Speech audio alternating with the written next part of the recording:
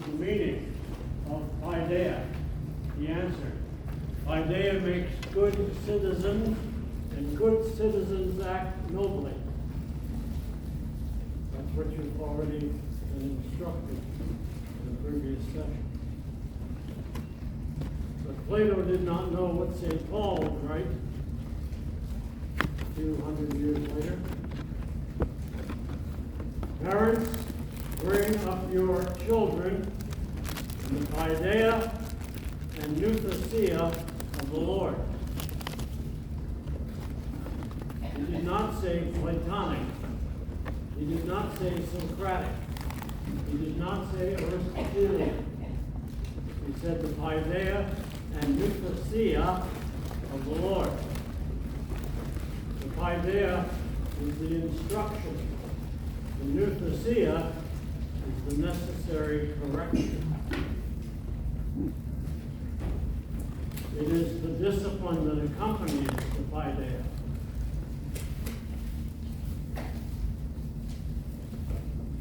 On the platform at my feet here are a few of our publications. If you find a title that interests you, help yourself. No obligation.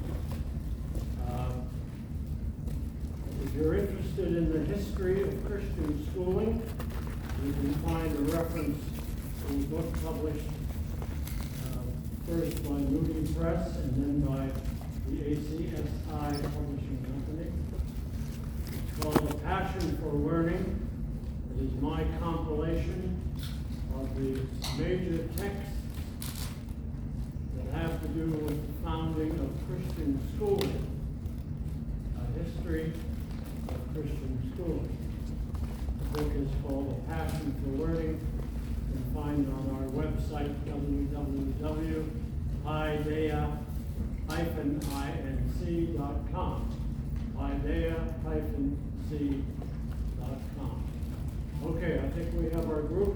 And does everyone have a copy of this handout? We have a few extras from here. All right.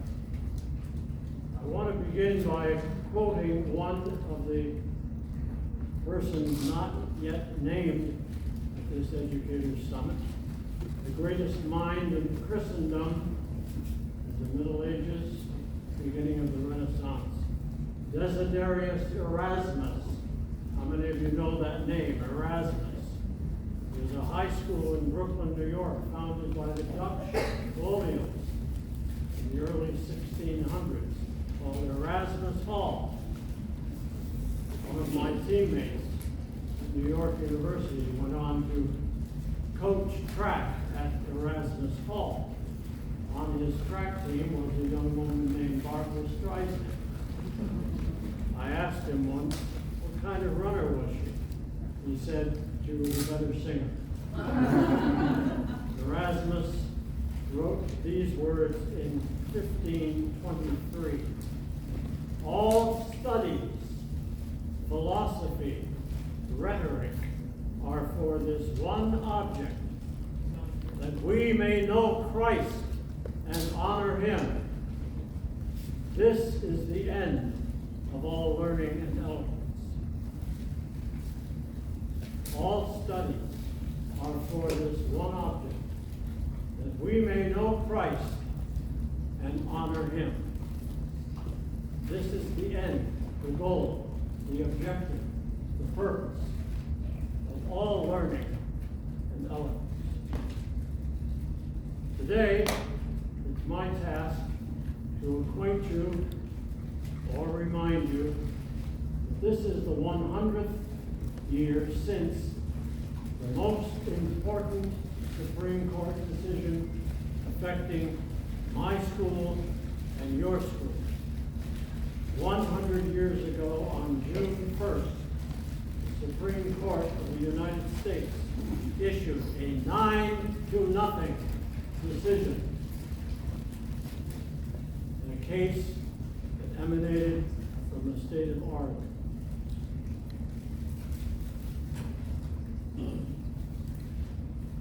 SCOTUS is simply the initials of Supreme Court of the United States. SCOTUS, that's what we refer to. The outline before you, I will follow, but I'm going to amplify it considerably. How did the case develop? Well, first of all, you need to know the background about Oregon. A congregational pastor, missionary, who happened also to be a physician, named Marcus Whitman, not Walt Whitman, but Marcus Whitman, went with his wife Narcissa to evangelize tribal people on the upper Pacific West Coast. They were murdered.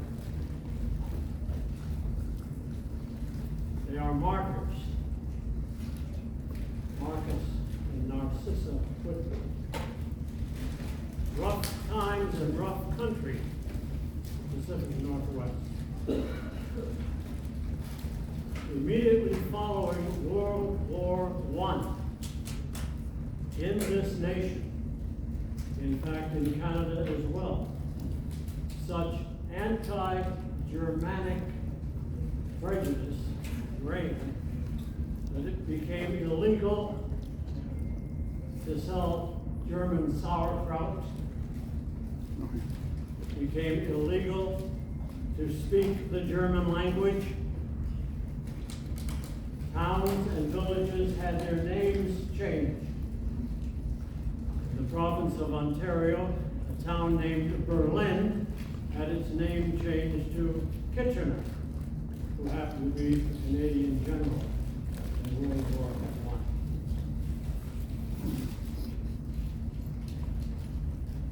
In the year 1922, the Ku Klux Klan arrived in the state of Oregon. And they brought with them all of their racism and their hyper-nationalism and their cruelty. The Ku Klux Klan had a member named Walter Pierce, who ran for governor of the state of Oregon and won.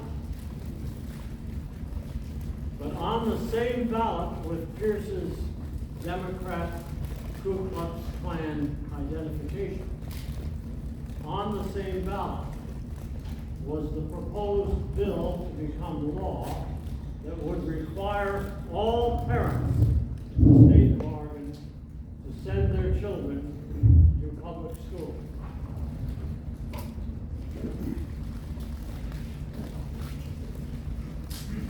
That would mean, of course, the demise of non-public schooling. The bill was not to take effect for 4 years, 1926, but that didn't matter to the private schools that were losing enrollment by parents who simply realized there was no possibility of their child going on. They were not going to spend time in prison, as was the threat. They were not going to lose $100 per day for sending their child elsewhere than to the public school. And so they began to drop out of independent schools, including Episcopal schools, Seventh-day Adventist schools, Lutheran schools that were in good state. The Roman Catholic Church chose not to treat the whole proposition very seriously. In fact, the Bishop of Oregon referred only to the differences between public schooling and our Catholic schooling. Just the difference. Then came election day.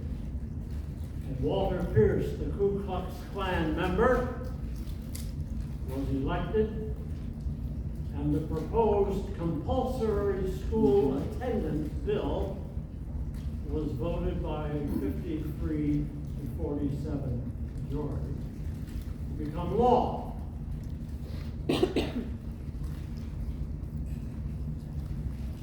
then the Roman Catholic Church took notice. And in particular, its largest Sisterhood, the Society of Sisters of the Holy Names of Jesus and Mary, that's the full title, had 130 schools throughout the state.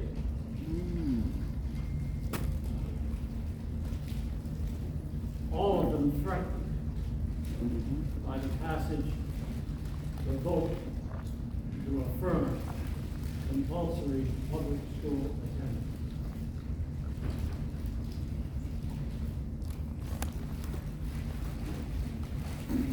In order to make a case that was not simply a Catholic case, those who opposed the bill enlisted the support, the amicus curiae, enlisted the support of a former Episcopal boarding school that had changed into a military academy.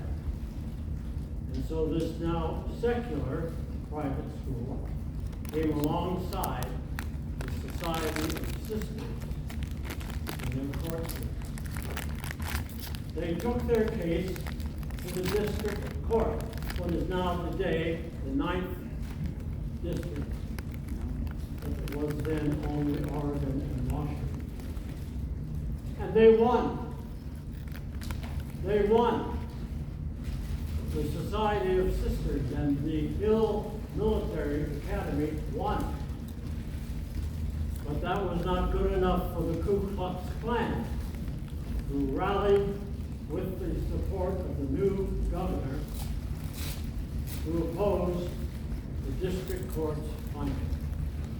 And it was the state of Oregon that took the case to the United States Supreme Court.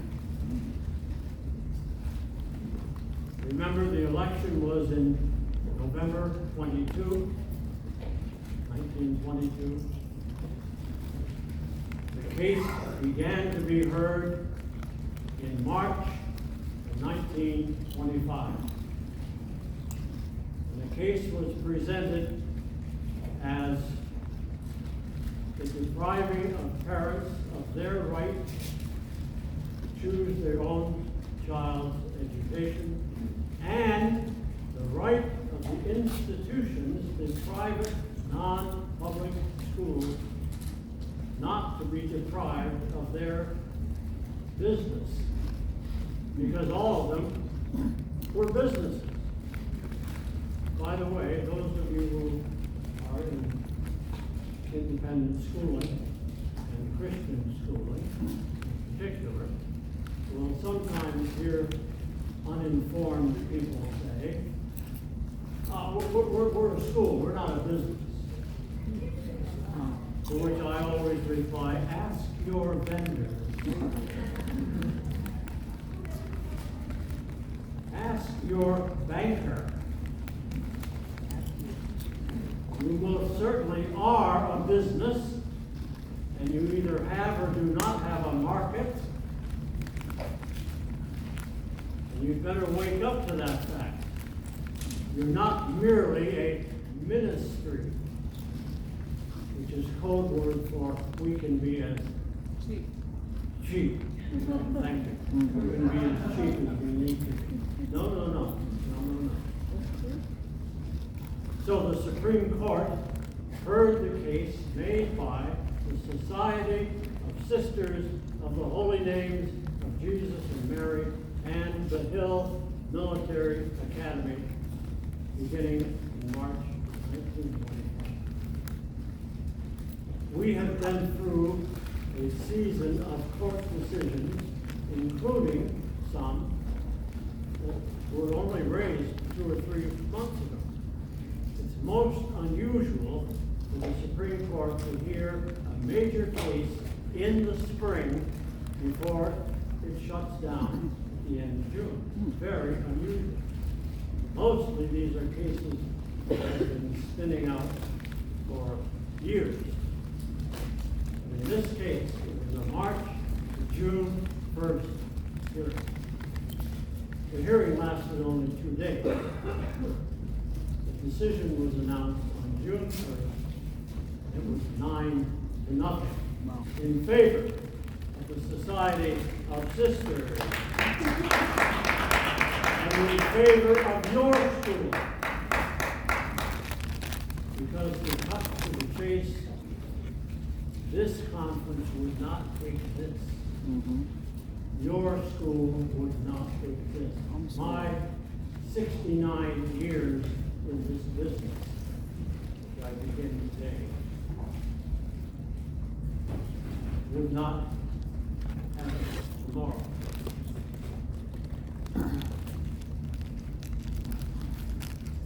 So what have been the consequences? Well, long before my life began in 1935, we were living under the Supreme Court decision of 1896 called Plessy versus Ferguson. You and I know it as separate but equal. Remember? Separate but equal. In other words, it was perfectly okay to have, in the village of Stamps, Arkansas, for example, the white school and the colored school. Perfectly legal. Understood to be fundamental to our society. 1896.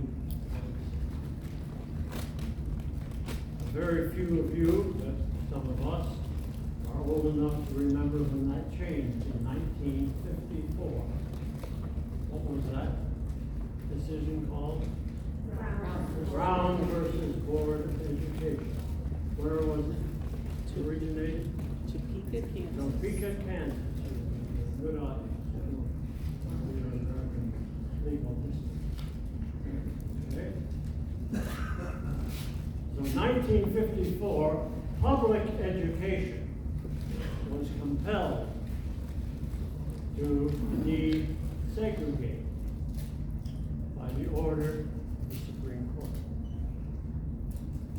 This decision falls right in the middle. This decision had nothing whatever to do with race. It had to do with faith. It was a war between the Ku Klux Klan, not racially, but hyper-nationally. Hyper-national. 2 years earlier, there had been a case in Kansas. That case was all about teaching German in schools. It was ruled to be unconstitutional to forbid the teaching of another language. But this case in 1925 was purely a war between those who believed in the hyper-nationalism of the Ku Klux Klan and those who didn't. So what has followed? Well, you've heard reference from David Goodwin and others this morning to what happened in 1962 and 63. These are the two decisions having to do with prayer and with Bible reading. There's a wonderful irony to these decisions. Wonderful irony. The strongest opponent was Madalyn Murray O'Hair. And she was making her case on behalf of her son, William. William should not have to sit in the classroom while somebody prays over the intercom or somebody reads scripture in the school assembly. She won that case, but she lost her son. He became an evangelical Christian and an evangelist. Let's hear it for William.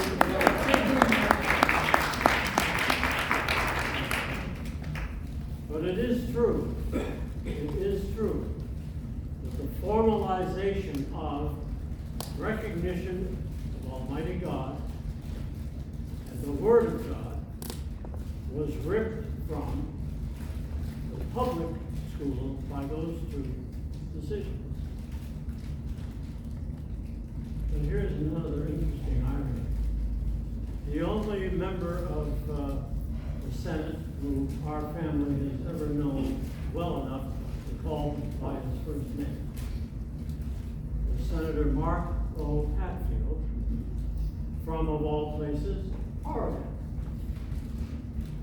And Mark Hatfield maintained that we did not want a believing conservative Baptist layman. Mark Hatfield argued that we do not want a prescribed prayer.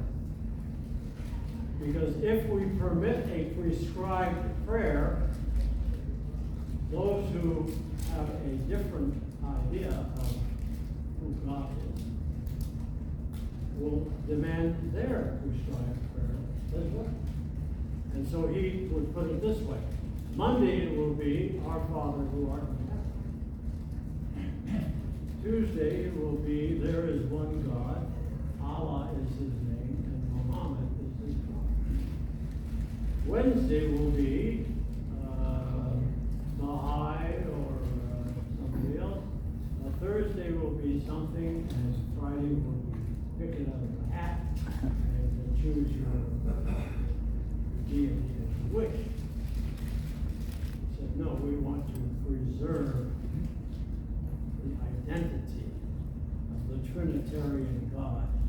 We want prayer by those who believe. That's his argument.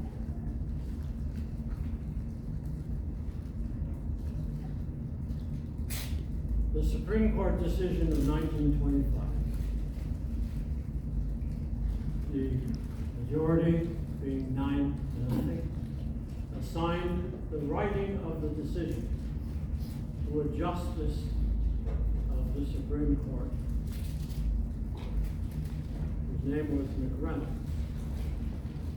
And in his argument, which you have, I believe, you can, if you send me your email, I'll send you this whole big document that gives all this information in synopsis form.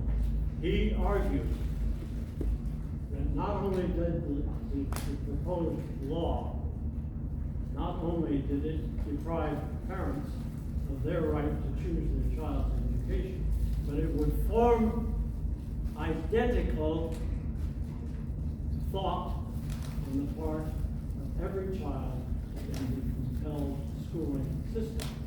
And he wrote, the child is not the mere creature of the state. The child is not the mere creature of the state. You hear those words? And that was the winning argument. And so from that has come the whole movement in Christian schooling, in homeschooling and institutionalized schooling, corporate schooling. And the growth has been remarkable, but not without controversy.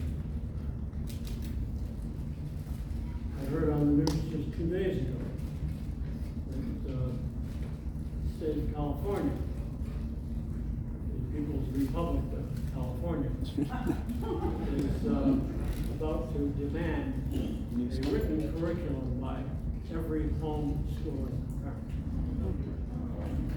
Okay?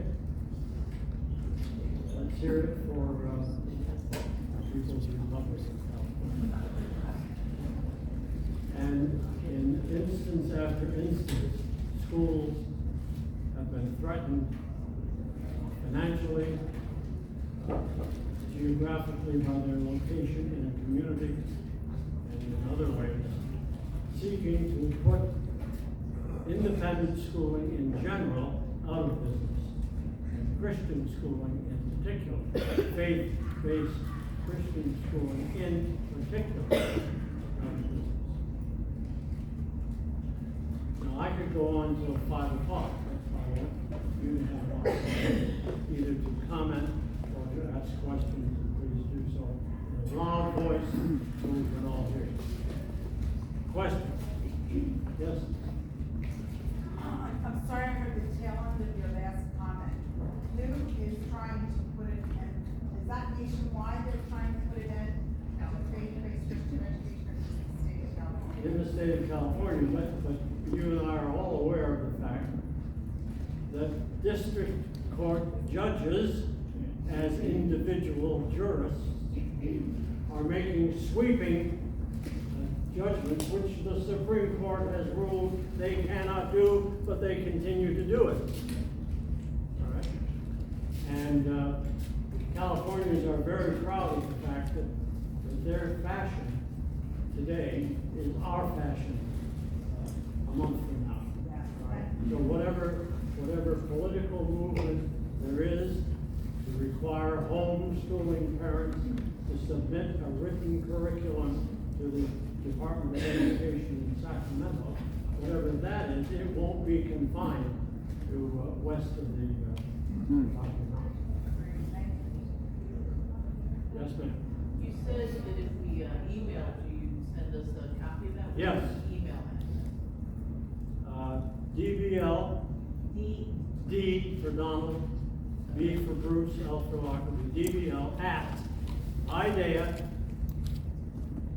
on the sheet, I don't have a sheet. IDEA-inc.com. Thank you. No charge, no obligation.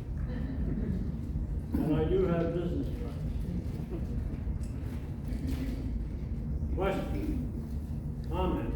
Yes, sir. A comment. I live in Oregon, live in the Yes. state, in the capital, Salem. Yes. And my wife's family immigrated from Switzerland and settled in a place called Helvetia, just outside of Beaverton. Right.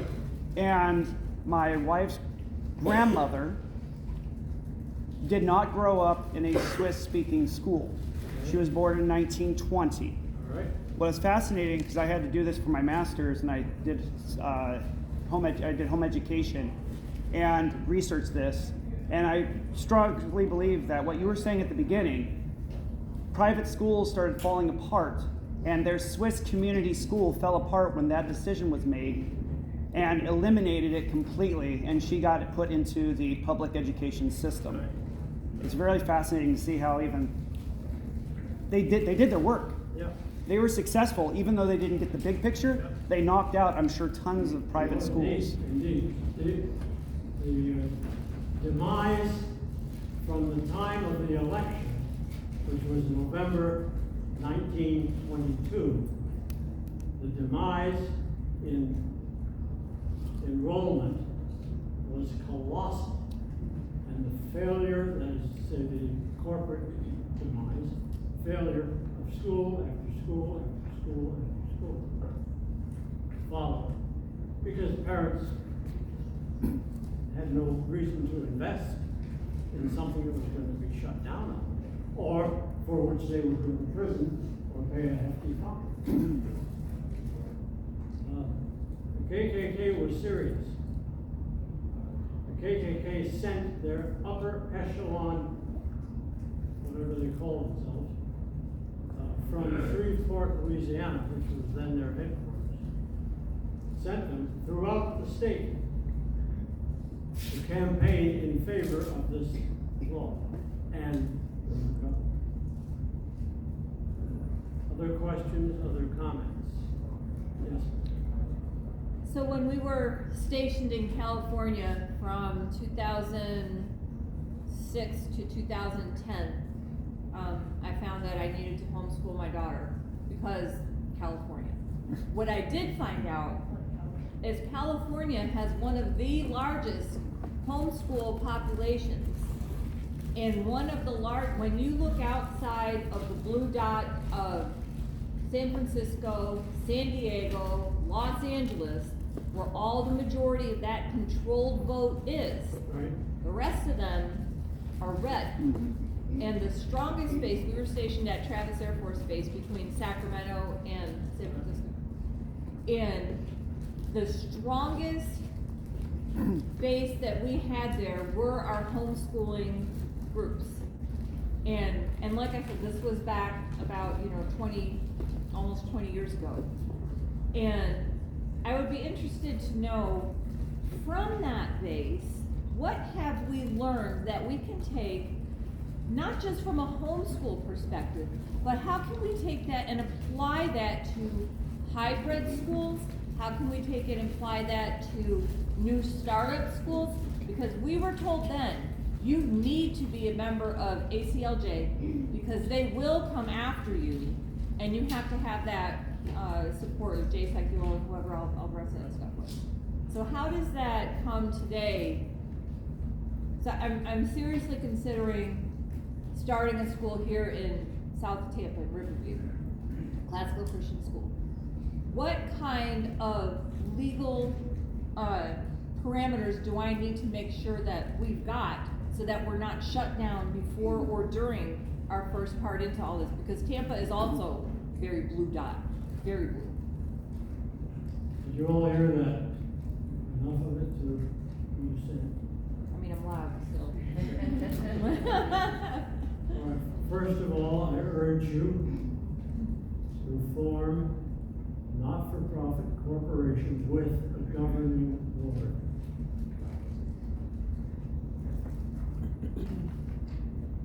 And on that governing board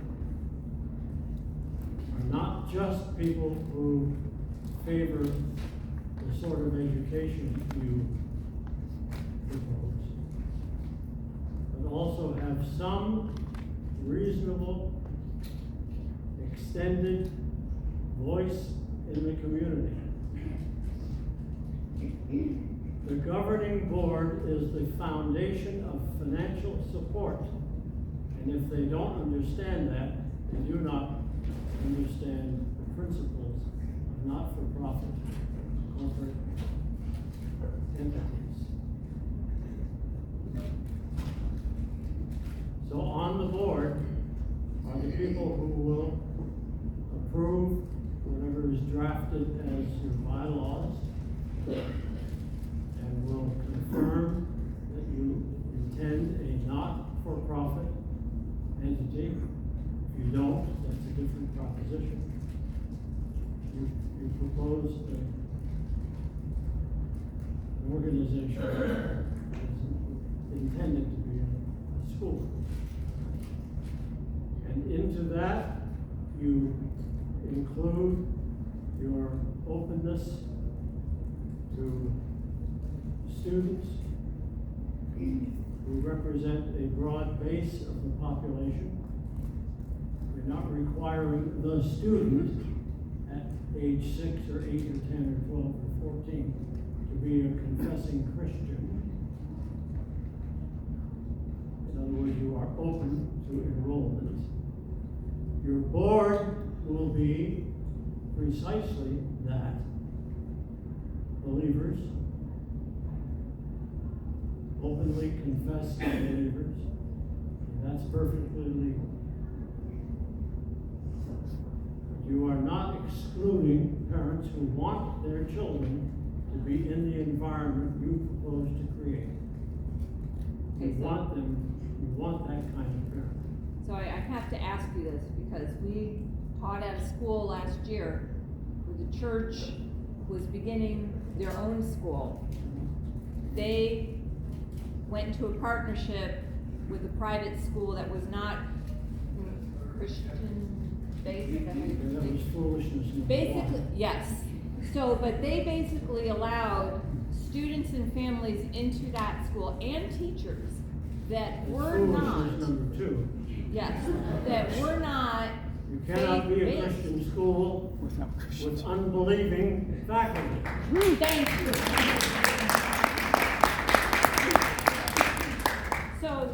But what you're saying though, and your point of being able to form something that says to include the openness to the students to receive these students. I had a student in my 4th grade classroom who was adopted by two dads. And then they had a private meeting with the principal wanting to know how is that going to work out here with what this, because you're housed at the church and how is that being presented? So what I'm hearing from you is that you have to make your bylaws open to saying we are going to accept all students. You But- do not want to have a single gap in your legality upon which your enemy can jump and Okay. sue you out of business. So you just counter that by presenting, these are our beliefs, we will That's right. accept you, but this is what we teach, and this what is we our teach, faith. This is our curriculum. Okay. And by the way, Heather does not have two mamas. Yeah. Thank you. Yes, sir. In the beginning, you said, you put a comment, train up your child in the Judea and you Yeah, said another this is word. Ephesians chapter 6, Right. Paul to the Ephesian parents. He said, King James Version.